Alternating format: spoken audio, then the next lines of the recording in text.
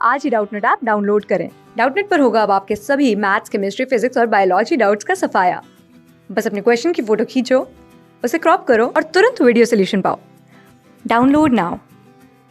Hello students, तो आज का हमारा क्वेश्चन है, does higher hertz mean higher pitch?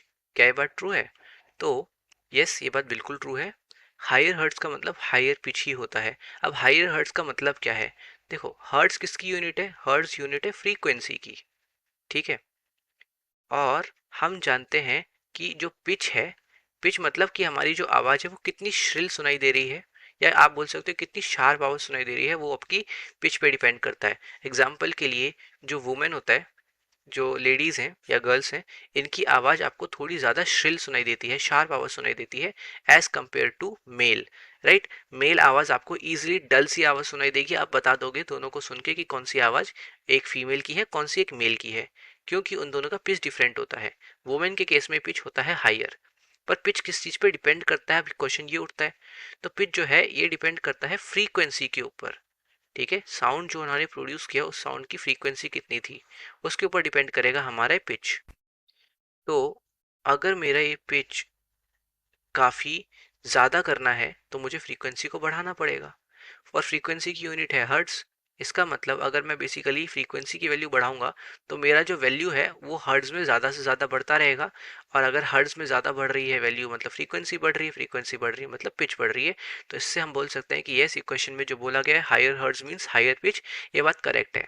ठीक है। लेकिन पिच जो है ये हम ऑडिबल साउंड्स के ऊपर ही अप्लाई करते हैं। ठीक है। क्योंकि पिच जो है ये ऑडिबल साउंड की एक कैरेक्टरिस्टिक है, मतलब जो साउंड हम सुन सकते हैं उसकी कैरेक्टरिस्टिक है।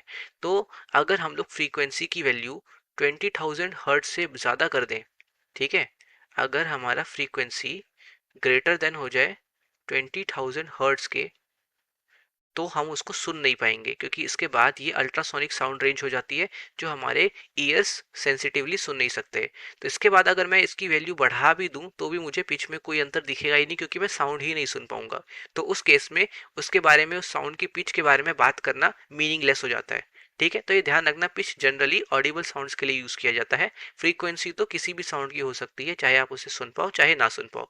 ठीक है। तो इसके साथ ये क्वेश्चन हो जाता है कंप्लीट। और ये इस क्वेश्चन का आंसर अगर हम डायरेक्टली बोले तो यस, कि higher hertz means higher pitch. Class 6 से 12 से लेके नीट, IIT, JEE मेंस और एडवांस के लेवल तक 10 मिलियन से ज्यादा स्टूडेंट्स का भरोसा। आज ही डाउनलोड करें डाउटनेट ऐप या व्हाट्सएप कीजिए अपने डाउट्स 8400 400 400 पर।